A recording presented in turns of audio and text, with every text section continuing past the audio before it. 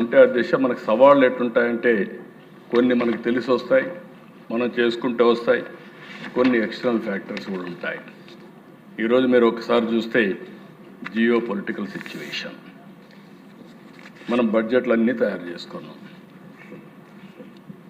ఎక్కడో యుద్ధాలు జరుగుతూ ఉంటే దాని ప్రభావం మన పైన కూడా పడతా ఉంది.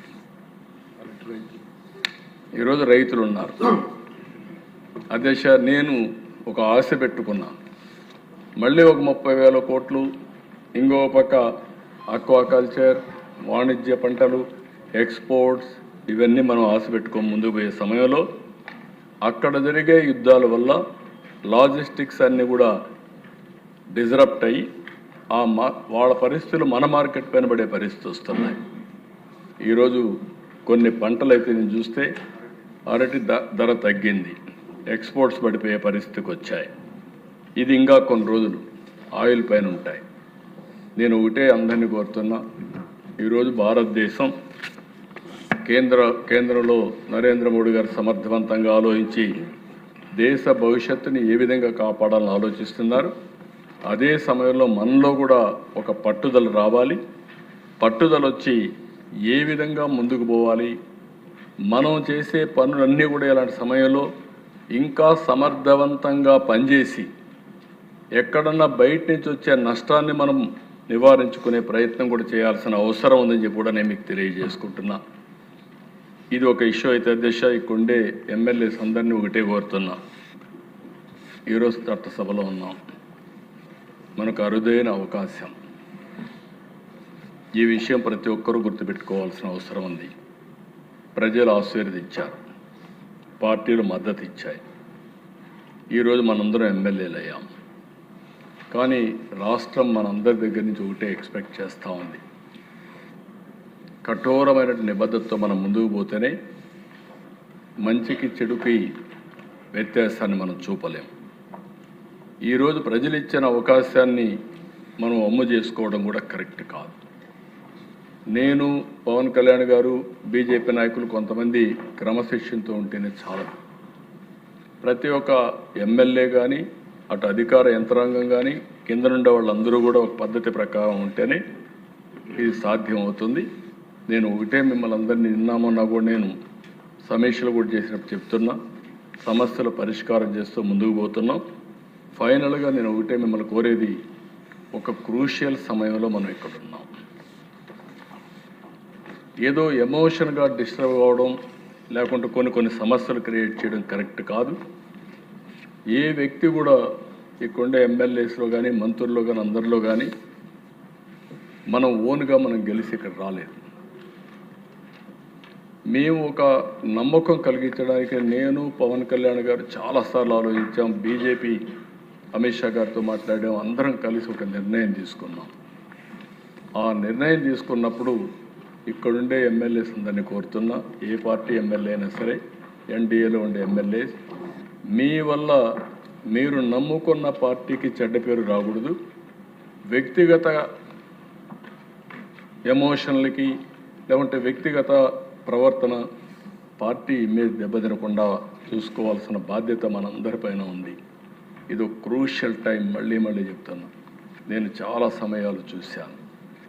విభజన, 1924 విధ్వంసం, ఇప్పుడు మళ్ళా వచ్చాం 20 నెలలు.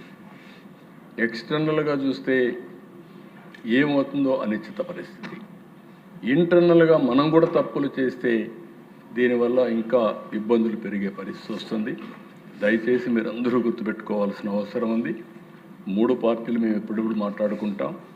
ఏ వ్యక్తికి ఎక్కడ ఇబ్బంది ఉన్నా మాకు చెప్పి మీ సమస్యలు పరిష్కారం చేసుకోవాలి తప్ప, ప్రజాప్రతినిధిగా ఉండే మీరు ఏమాత్రం ప్రజలకి అనుమానం వచ్చే పరిస్థితి కానీ, పార్టీలకు చెడ్డ పేరు వచ్చే పరిస్థితి వస్తే నష్టం జరుగుతుందని చెప్పి కూడా నేను మీకు తెలియజేసుకుంటూ, ఇది మీటింగ్లో చెప్పాల్సిన మాట, కానీ ఎందుకు ఇక్కడ చెప్తున్నానంటే, ఒక పవిత్రమైన యజ్ఞం చేస్తున్నాం. ఏ వ్యక్తి వల్ల అభివృద్ధి ఆగిపోకూడదు, ప్రజల్లో అపనమ్మకం రాకూడదు. నిరంతరం ఎన్డీఏ కంటిన్యూ అయితేనే ఈ రాష్ట్రానికి భవిష్యత్తు ఉంటుందని మరొకసారి మీ అందరికీ తెలియజేస్తున్నాను. చాలాసార్లు పవన్ కళ్యాణ్ గారు చెప్పారు, 15 సంవత్సరాలు ఈ ఎన్డీఏ కూటమి కొనసాగితే తద్వారా రాష్ట్రానికి మంచి జరుగుతుంది. దానికోసం మేము కలిసి పనిచేస్తున్నామన్నారు. ఈరోజు గుజరాత్లో అధ్యక్ష 25 సంవత్సరాలుగా ఒకే పార్టీ అధికారంలో ఉంది, బీజేపీ అధికారంలో ఉంది. కేంద్రంలో నరేంద్ర మోడీ గారు 3వసారి అయ్యారు. నాకు ఏమాత్రం అనుమానం లేదు. 4వసారి కూడా ప్రధానమంత్రిగా నరేంద్ర మోడీ గారు ఉంటారు. ఎన్డీఏ వస్తుంది. ఇక్కడ కూడా మనందరికీ ఒక అజెండా ఉంది. మళ్ళీ 2029 ఎన్డీఏ గెలవాలి. అదే సమయంలో మనందరికీ ఒక అజెండా ఉంది. 2047 స్వర్ణాంధ్రప్రదేశ్. స్వర్ణాంధ్రప్రదేశ్లో మనం అనుకున్న లక్ష్యాలు సాధించడానికి ప్రపంచంలోనే అత్యంత శక్తివంతమైన జాతిగా తెలుగు జాతి తయారు కావాలంటే మనలో కూడా ఒక నిబద్ధత ఉంటేనే సాధ్యం. నిరంతరం శ్రమ చేస్తేనే సాధ్యం. ఒక నాలెడ్జ్ ఎకానమీని అందిపుచ్చుకుంటూనే మనలో కూడా క్యారెక్టర్ ఉంటే తప్ప ఇది సాధ్యం కాదు. దానికి పూర్తిగా నేను చాలా కంట్రీస్ చూశాను. వాళ్ళు ఎంత డిటర్మినేషన్ అంటే అధ్యక్ష, ఆ డిటర్మినేషన్తో ముందుకు పోగలిగారు. ఇప్పుడు భారతదేశం కూడా మనం ముందుకు పోవాల్సిన అవసరం. ఇవన్నీ నేను ఫారిన్ అఫైర్స్ అవన్నీ ఇక్కడ మాట్లాడను, అనవసరం అవన్నీ. కానీ మనం గుర్తుపెట్టుకోవాల్సింది మన బాధ్యతను మరిచిపోకుండా అందరం కలిసి సమిష్టిగా ముందుకు పోదాం. 20 నెలల్లో అనుకున్న దానికంటే కొంత మెరుగైనటువంటి ప్రోగ్రెస్ సాధించాం. రాబోయే ఇప్పుడే పవన్ కళ్యాణ్ గారు చెప్పి 30 ఏళ్ళు సరిపడా విధ్వంసం జరిగింది.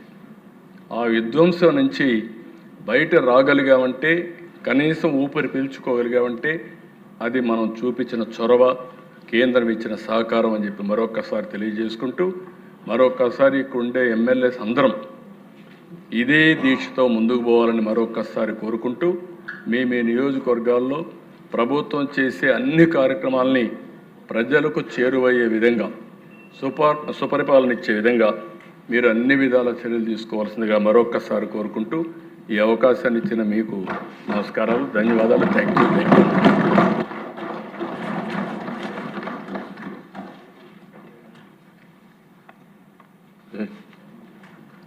ఇప్పుడు విషయం ఆంధ్రప్రదేశ్ ద్రవ్య వినిమయ బిల్లు 2026ను పరిగణలోకి తీసుకోవడం. ఈ ప్రతిపాదనకు సుముఖంగా ఉన్నవారు అవుననండి, వ్యతిరేకంగా ఉన్నారు కాదనండి. అవునన్నారు, అందరూ అవునన్నారు. ప్రతిపాదన ఆమోదించమైంది. బిల్లు పరిగణలోకి తీసుకోవడం అయింది. ఇప్పుడు క్లాజులపై ఓటింగ్ అండి. 2 మరియు 3 క్లాజులు అనుసూచి మొదటి క్లాజు ఎనాక్టింగ్ ఫార్ములా లాంగ్ టైటిల్కు ఎలాంటి సవరణలు లేవు, అవి సభా సమక్షంలో ఉన్నాయి. ఇప్పుడు విషయం 2 మరియు 3 క్లాజులు అనుసూచి మొదటి క్లాజు ఎనాక్టింగ్ ఫార్ములా లాంగ్ టైటిల్కు సుముఖంగా ఉన్నవారు అవుననండి, వ్యతిరేకంగా ఉన్నారు కాదనండి. అవునన్నారు, అందరూ అవునన్నారు.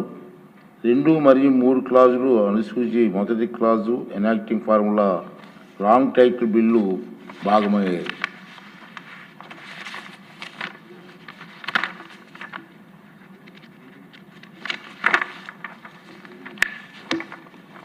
ఆర్థిక శాఖ మంత్రి గారు ఆంధ్రప్రదేశ్ ద్రవ్య వినియోగ బిల్లు 2026ను ఆమోదించడానికి అనుమతి కోరారు. సుముఖంగా ఉన్నవారు అధ్యక్ష, I move that the bill be passed. ఇప్పుడు విషయం బిల్లు ఆమోదించడం. ఈ ప్రతిపాదనకు సుముఖంగా ఉన్నవారు అవుననండి, వ్యతిరేకంగా ఉన్నవారు కాదనండి. అవునన్నారు, అందరూ అవునన్నారు. ప్రతిపాదన ఆమోదించమైంది. బిల్లు సభ ఆమోదం పొందింది. ఇప్పుడు విషయం ఆంధ్రప్రదేశ్ ద్రవ్య వినియోగ నెంబర్ 2 బిల్లు 2026ను పరిగణలోకి తీసుకోవడం.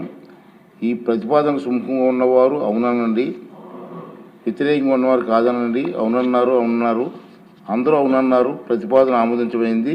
బిల్లు పరిగణలోకి తీసుకోవడమైంది.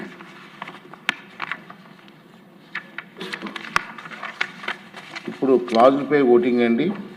2 మరియు 3 క్లాజులు అనుసూచి మొదటి క్లాజు ఎనాక్టింగ్ ఫార్ములా లాంగ్ టైటిల్కు ఎలాంటి సవరణలు